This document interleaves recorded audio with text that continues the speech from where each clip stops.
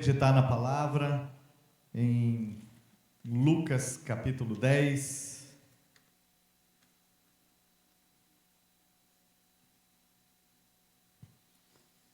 Você precisa dar uma resposta para Deus. Fala para o seu irmão do lado. Qual a sua resposta para Deus? Aí você diz assim, no final da mensagem eu digo.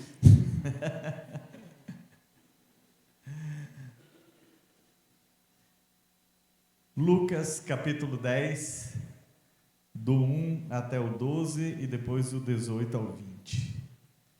Depois disso, o Senhor escolheu outros 70 e os enviou de dois em dois para que fosse adiante dele a cada cidade e lugar onde ele haveria de passar.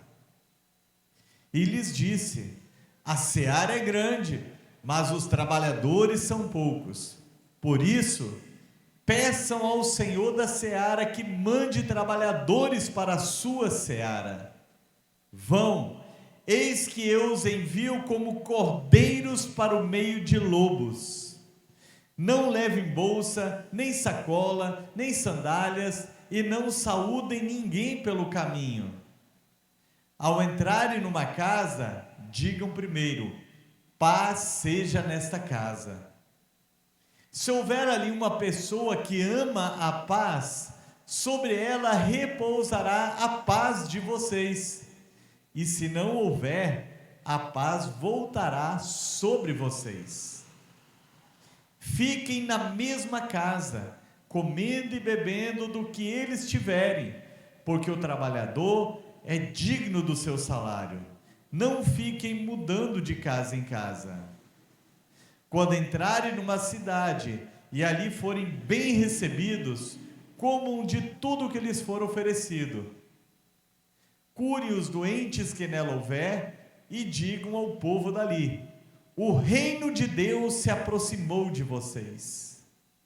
Porém, quando entrarem numa cidade e não forem bem recebidos, saiam pelas ruas dizendo: até o pó desta cidade que grudou nos nossos pés, sacudimos contra vocês. No entanto, saibam que está próximo o reino de Deus. Eu digo a vocês que, naquele dia, haverá menos rigor para Sodoma do que para aquela cidade. Verso 18 agora, filha. Jesus disse: eu via Satanás caindo como... Aliás, é 2 versículos antes que ele vai falar como eles retornaram. Isso. Então, quem ouve... Qual o versículo aí que fala que eles retornaram cheios de alegria?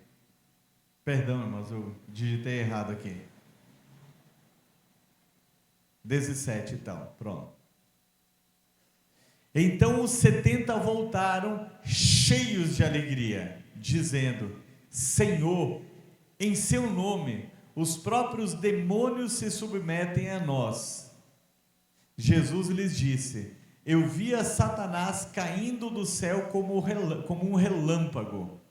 Eis que dei a vocês autoridade para pisarem cobras e escorpiões e sobre todo o poder do inimigo, e nada absolutamente lhes causará dano. No entanto, alegre-se, não porque os espíritos se submetem a vocês, e sim porque o nome de cada um de vocês está registrado no céu. Amém. Jesus comissionou 70 discípulos. Anteriormente ele havia comissionado 12 para uma missão. Agora ele aumenta e ele comissiona 70. E eu quero dizer que eu e você também já fomos comissionados pelo Senhor. Essa ordem que eles tiveram, ela se estende para nós também. Nós não podemos entender que Deus nos salvou simplesmente para nos livrar do inferno. Não foi somente para nos livrar do inferno, porque todo ser humano ele nasce condenado ao inferno, mas ele nos salvou, e enquanto nós estamos aqui, nós temos que cumprir com um propósito muito específico, que é ir e fazer discípulos por todas as nações.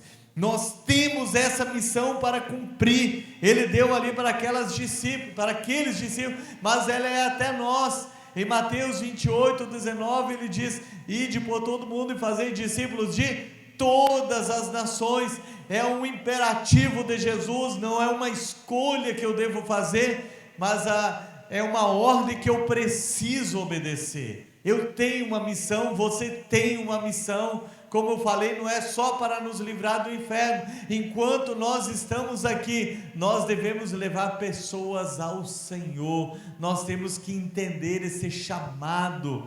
A igreja significa chamados de dentro para fora. Jesus ele nos tira do mundo e agora ele nos envia para o mundo, para nós fazermos discípulos de todas as nações. E nós temos um chamado. Ninguém pode dizer que não tem dom nenhum, porque todos têm dons, mas você tem um chamado para pregar o evangelho em todo momento que você tiver a oportunidade. Nós não precisamos dizer, no dia que nós vamos para o evangelismo aqui na rua, no dia que nós vamos lá para o asilo, quando nós fizermos missões lá em Tanque Novo, no sertão da Bahia, nós iremos cumprir com esse chamado. Não, esse chamado ele é cumprido no nosso dia a dia, é no seu trabalho, é você aproveitando as oportunidades, é dando bom testemunho de vida, mostrando o que Jesus já fez em você.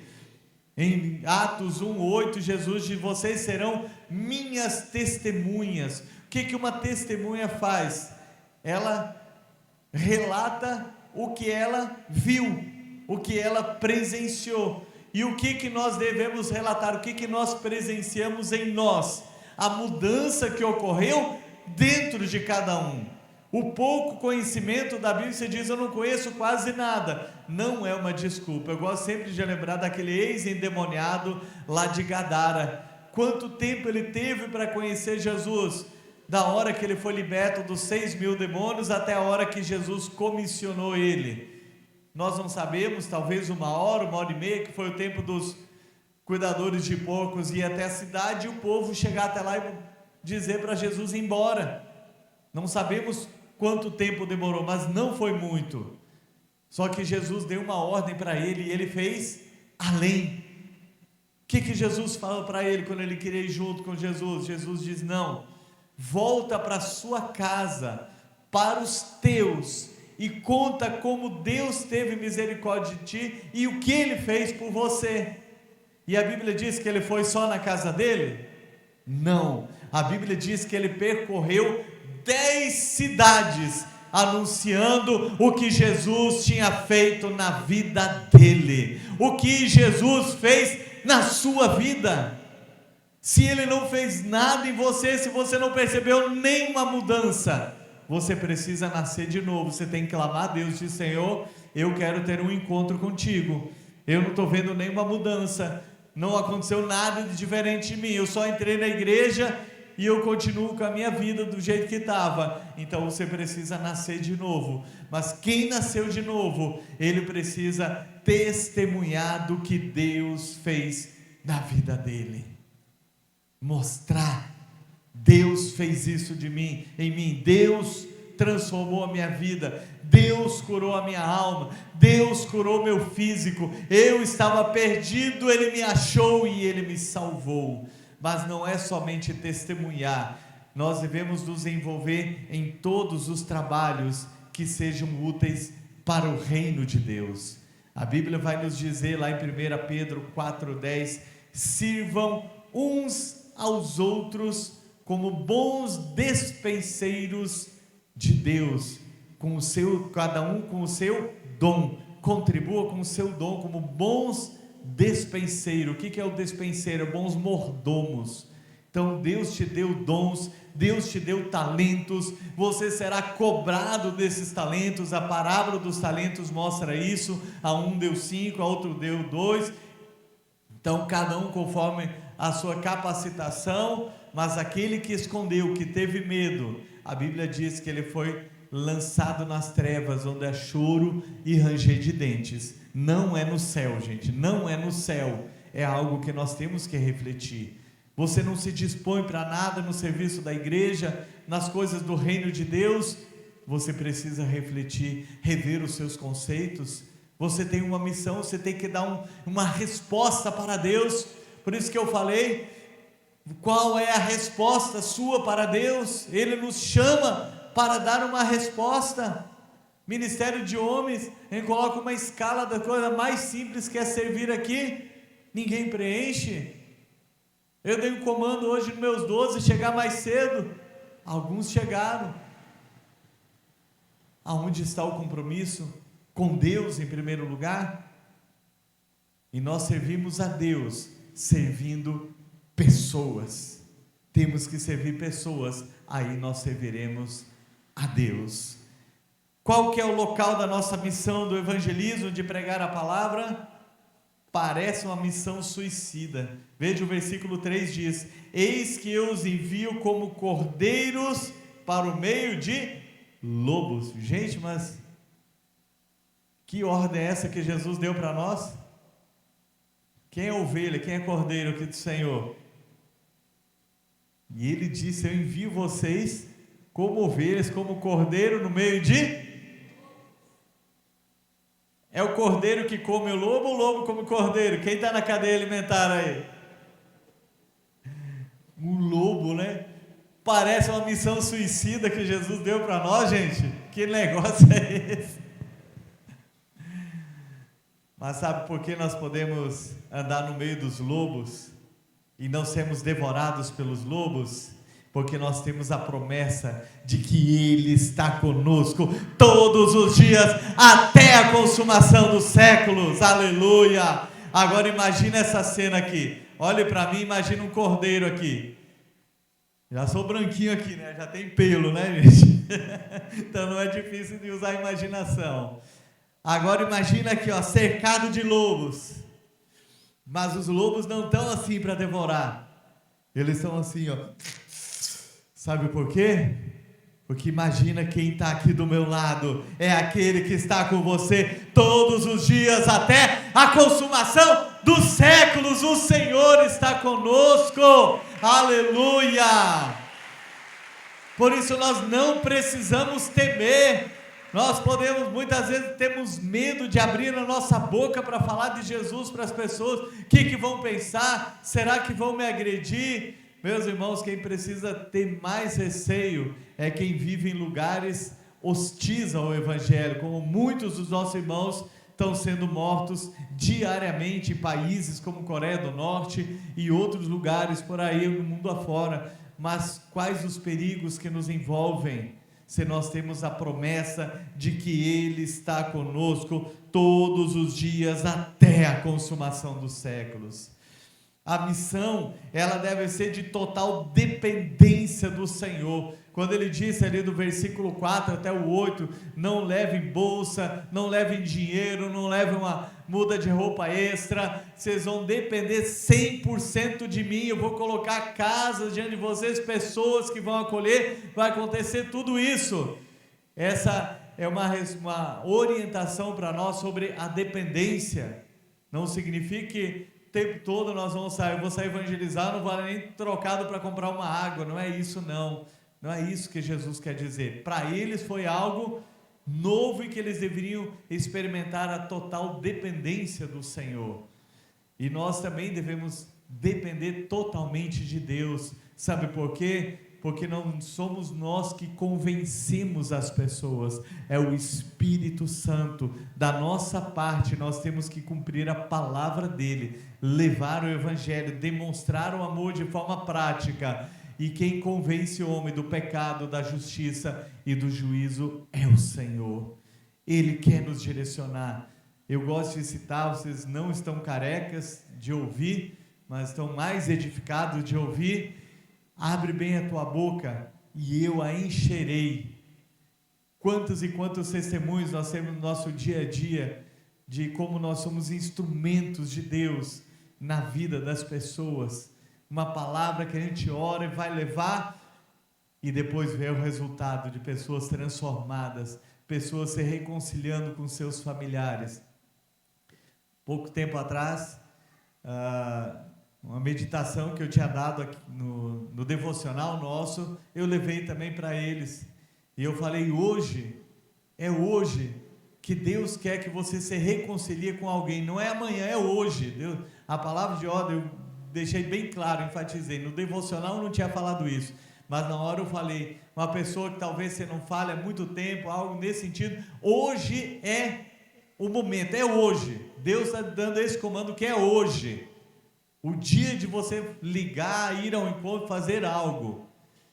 E aí uns 3 dias depois, um deles me falou: bispo, fazia 3 anos que eu não falava com a minha irmã, eu liguei para ela, eu pedi perdão, ela pediu perdão, e nós nos reconciliamos e voltamos a falar. Sabe o que é isso, irmãos? Disposição para pregar o Evangelho e dizer: eu vou levar essa palavra. E a gente ora antes, porque é o Espírito Santo, é cada coisa tremenda que a gente, eu, Theo, o pastor Jetson, o pastor João Pedro também, evangeliza bastante, são as experiências que nós temos no campo ali de ser um instrumento de Deus. Então, total dependência é isso aí, nós dependemos dele, porque nós somos apenas instrumentos para levar essa palavra às pessoas. Instrumentos de Deus. Quantos querem ser um instrumento do Senhor na vida de outras pessoas? Aleluia, temos que viver na dependência total do Senhor. A missão é essa, ser um instrumento de salvação e cura. Veja o que diz ali do versículo 9 e também no 17: cure os doentes que houver na casa, diga ao povo dali, o reino de Deus se aproxima. E quando eles retornaram, eles viram que eles tinham sido instrumentos da parte de Deus. Então nós temos que orar pelas pessoas. Quando evangelizarmos, temos que parar para orar pelas pessoas. Eu posso orar para você, de preferência já fazendo a pessoa, levando ela a confessar a Cristo, mas também orar direcionado da palavra que você orientou. Se a pessoa disser que tem uma enfermidade, ore por aquela pessoa.